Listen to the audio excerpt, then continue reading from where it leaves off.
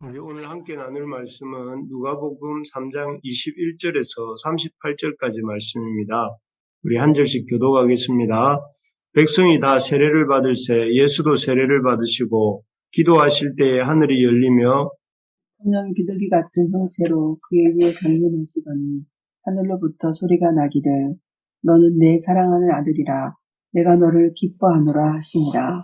예수께서 가르치심을 시작하실 때에 30세쯤 되시니라. 사람들이 아는 대로는 요셉의 아들이니 요셉의 위는 헬리요 그 위는 마따시요 그 위는 레위요 그 위는 멜기요 그 위는 얀나요 그 위는 요셉이요 그 위는 마따디아요 그 위는 아모스요 그 위는 나훔이요 그 위는 에슬리요 그 위는 낫게요 그 위는 마아시요 그 위는 마따디아요 그 위는 서머인이요 그 위는 요색이요 그 위는 유다요 그 위는 요하나니요 그 위는 레사요 그 위는 스룹바벨이요 그 위는 스알디엘이요 그 위는 네리요 그 위는 네기요 그 위는 아띠요 그 위는 고삼이요 그 위는 엘마단이요 그 위는 에르요 그 위는 예수요 그 위는 엘리에서요 그 위는 요림이요 그 위는 마따시요 그 위는 레위요 그 위는 시므온이요 그 위는 유다요 그 위는 요셉이요 그 위는 요남이요 그 위는 엘리야김이요 그 위는 멜레아요 그 위는 멘나요 그 위는 마따다요 그 위는 나단이요 그 위는 다윗이요 그 위는 이세요 그 위는 오벳이요 그 위는 보아스요 그 위는 살몬이요 그 위는 나손이요 그 위는 아미나답이요 그 위는 아니요 그 위는 헤스론이요 그 위는 베레스요 그 위는 유다요 그 위는 야곱이요 그 위는 이삭이요 그 위는 아브라함이요 그 위는 데라요 그 위는 나홀이요 그 위는 스룩이요 그 위는 르우요 그 위는 벨렉이요 그 위는 헤버요 그 위는 살라요 그 위는 가이난이요 그 위는 아박사시요 그 위는 셈이요 그 위는 노아요 그 위는 레멕이요 그 위는 무드셀라요 그 위는 에녹이요 그 위는 야렛이요 그 위는 마할랄렐이요 그 위는 가이난이요 그 위는 에노스요 그 위는 셋이요 그 위는 아담이요 그 위는 하나님이시니라. 아멘. 예수 그리스도 하나님의 아들 이런 제목으로 말씀을 나누겠습니다. 요즘 계속해서 누가복음을 살펴보고 있는데 어제 그 요한의 회개를 주는 세례에 대한 이야기가 있었습니다. 오늘 본문은 죄가 없으신 예수님께서 세례 요한에게 죄를 회개하는 회개의 세례를 받으시는 장면입니다. 왜 예수님은 죄가 없으시면서도 세례 요한에게 죄를 회개하는 회개의 세례를 받으신 걸까요? 죄가 있는 사람이어야 회개할 것이 있지만 예수님 죄가 없으신데도 세례 요한에게 죄를 회개하는 회개의 세례를 받으신 걸까요? 그 이유는 예수님이 죄인들을 대신하고 대표해서 그렇게 대표하셨기 때문입니다. 사도 요한이 요한복음 1장에서 이렇게 말한 것처럼 예수님은 세상 죄를 지고 가는 하나님의 어린 양이셨습니다. 때문에 세상 죄를 지고 가는 하나님의 어린 양으로서 세상 죄를 대신 지시고 죄를 회개하는 회개의 세례를 요한으로부터 받은 것이죠. 이렇게 죄 없으신 예수님께서 죄를 회개하는 회개의 세례를 요한에게 받으실 때에 놀라운 일이 이렇게 일어납니다. 먼저는 하늘이 열렸습니다. 하늘이 열렸다는 말은 하늘로부터 뭔가 일이 일어났다는 것이죠. 그래서 어떤 일이 일어나는가 하면 먼저 성령이 비둘기 같은 형체로 예수님 위에 임하십니다. 마치 이것은 성령이 비둘기 같은 형체로 임하셨다는 것은 이 성자 하나님이신 예수님께서 이 땅에 눈에 보이는 사람의 몸을 입고 오신 것과 같습니다. 그래서 성령 하나님께서도 비둘기 같은 형체로 이 땅에 이렇게 예수님 위에 임하신 것이죠.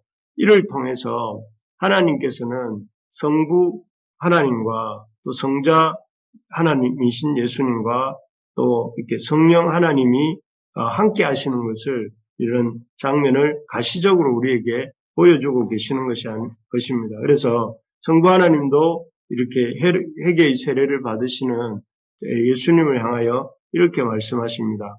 우리 22절을 같이 한번 읽어보도록 하겠습니다. 22절입니다. 성령이 비둘기 같은 형체로 그의 위에 강림하시더니 하늘로부터 소리가 나기를 너는 내 사랑하는 아들이라 내가 너를 기뻐하노라 하시니라. 여기 보니까 하늘로부터 그죠, 하나님 아버지 성부 하나님으로부터 세례 받으시는 주님을 향하여 이렇게 말씀하십니다. 너는 내 사랑하는 아들이라 내가 너를 기뻐하노라. 참 이런 성삼위 하나님께서 성부 하나님의 음성과 또 성령 비둘기같이 임하시는 성령 하나님과 또 세례 받으시는 예수님과 이렇게 이 세 분 하나님께서 등장하시는 이 모습은 마치 천지를 창조하실 때, 창세기 1장에서 천지를 창조하실 때와 같은 이런 모습이 아닐 수 없습니다. 그래서 마치 창세기에서 성부 하나님께서 말씀하시고 또 성자 예수님께서 일하시고 성령 하나님께서 그 모든 피조물들 위에 독수리가 날개를 풀러긴 같이 운행하셨다라고 표현했던 그 창조 때의 모습인 것과 유사합니다. 사실 예수님께서는 세례 요한에게 지금 이 세례를 받으신 이후부터 본격적으로 이런 새로운 생명의 창조, 공생의 사역을 시작하시죠. 그 공생의 사역을 통해 예수님께서는 잃어버린 죄인들을 찾으시고 구원하시는 어떤 생명의 역사, 구원의 역사를 본격적으로 이루어 가십니다. 이렇게 생명을 살리시는 구원의 역사가 예수님을 통하여 이렇게 시작될 수 있었던, 본격적으로 시작될 수 있었던 것은 무엇 때문일까요? 이 예수님의 그 회개의 세례를 받으시는 그 일로부터 시작될 수 있었던 이유는 다른 여러 가지도 있지만 예수님의 순종 때문입니다. 죄가 없으신 예수님께서 얼마든지 세례 요한의 회개의 세례를 받지 않으셔도 누가 뭐라고 할 존재가 없습니다. 왜 세례를 안 받으시냐 이렇게 말할 수 없죠. 그러나 예수님은 이렇게 자기를 낮추시고 기꺼이 우리 죄인과 같은 자리에 임하셔서 기쁘게 요한으로부터 세례를 받으셨습니다. 그리고 이를 통해서 우리의 생명을 구원하시는 인류 역사의 새로운 시대를 시작하신 것이죠. 예수님의 순종이 있었기에 예수님이 하늘로부터 낮아지시고 또 죄인들과 같은 자리로 낮아지셔서 죄인들을 대신해서 또 대표해서 이렇게 세례를 받으셨기 때문에 새로운 공생애가 시작되고 또 구원의 역사가 시작된 것이다 이 말씀입니다.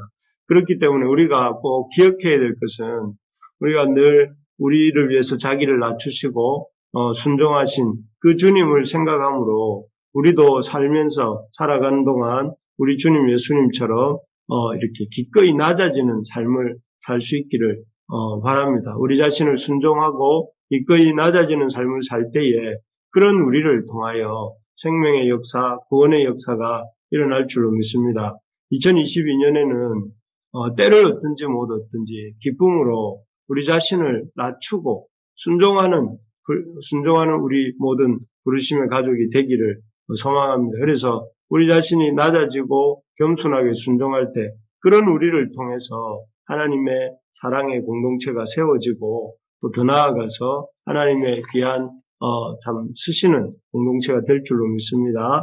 그런데 이렇게 낮아지셔서 회개의 세례를 순종함으로 요한에게 받으신 예수님, 그 순종의 예수님이 얼마나 대단한 분이신지를 이 누가는 이어지는 족보를 통해서 예수님의 족보를 통해서 우리에게 이렇게 보여줍니다.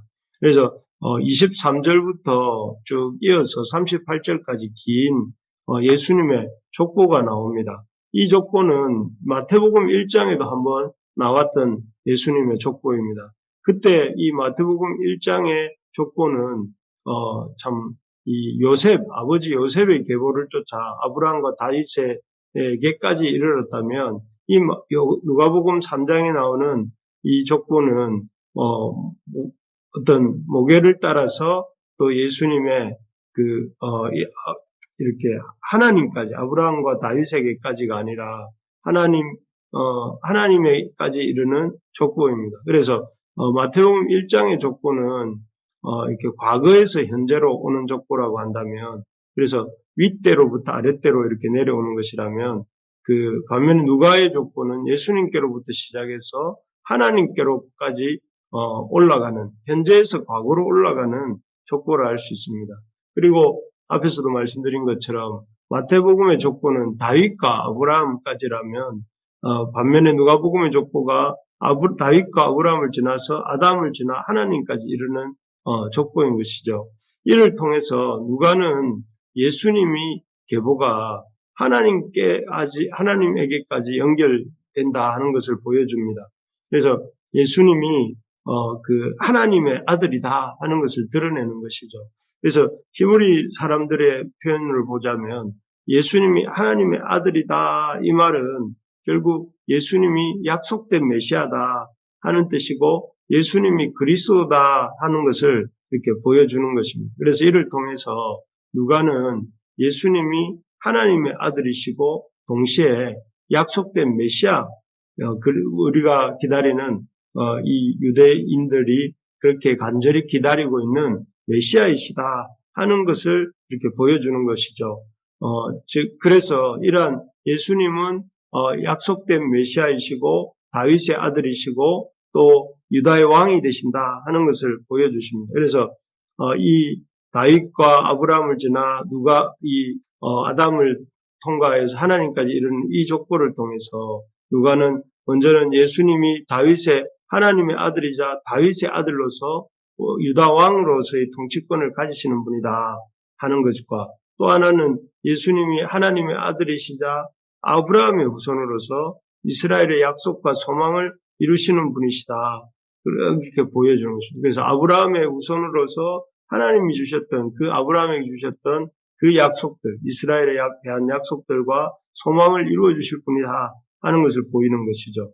그리고 세 번째로는 하나님의 아들로서 아담의 후손으로서 이스라엘만이 아니라 모든 인류의 죄를 대신하고 모든 인류를 죄로부터 구원하실 분이시다 하는 것을 보여주고 계십니다. 그래서 다윗과 아브라함과 아담의 후손으로서 하나님 유다 왕이시고 이스라엘의 통치권을 가지시고 온 인류의 구원자가 되시는 이 구주가 우리 주님이시다 하는 것을 우리에게 보여주고 계시는 것이죠. 그래서 예수님이 하나님의 아들, 또 모든 민족과 모든 사람들의 메시아가 되신다 하는 것을 우리가 볼 수 있습니다. 우리의 소망이 요즘 이렇게 어떤 정치 지도자를 뽑을 것인가 하고 세간의 사람들이 이렇게 관심이 쏠려 있습니다. 그래서 날이면 날마다 이런 스스로 지도자가 되겠다 하는 사람들이 TV 화면에도 나오고 신문지상에도 나오고 여러 곳을 장식하고 있습니다. 그래서 사람들도 은연중에 우리가 이런 정치 지도자를 잘 뽑으면 그 한 사람을 잘 세우기만 하면 뭔가 또 이 나라가 바뀌고 우리의 인생이 바뀔 것이다 이렇게 생각을 하는 것 같습니다. 하지만 우리의 참 이런 생각은 이 해마다 이렇게 다시 정치 지도자를 이렇게 뽑는 계절이 되면 또 참 별 사람이 없구나 하는 것들을 깨닫게 되지 않습니까? 그렇습니다. 인생은 어떤 지도자를 만나느냐가 참 중요한데 우리가 우리의 아브라함과 다윗의 자손일 뿐만 아니라 하나님의 아들이 되시는 우리 주님을 이렇게 만나는 우리가 되기를 소망합니다. 그래서 우리의 참 구주가 되시고 우리의 구원자가 되시는 주님을 만날 때 주님을 참으로 의지할 때에 그 인생이 참 복되고 그 인생이야말로 하나님의 이런 놀라운 이러한 축복을 받는 인생이 될 줄로 믿습니다. 그래서 이 예수님은 하나님의 아들이시다 하는 것을 이 족보가 보여주고 있다면 두 번째로는 이 족보는 예수님이 우리와 똑같은 사람으로서 오셔서 우리와 똑같이 육신을 입으시고 또 우리가 사는 이 땅에서의 삶을 실제적으로 사셨다 하는 것입니다.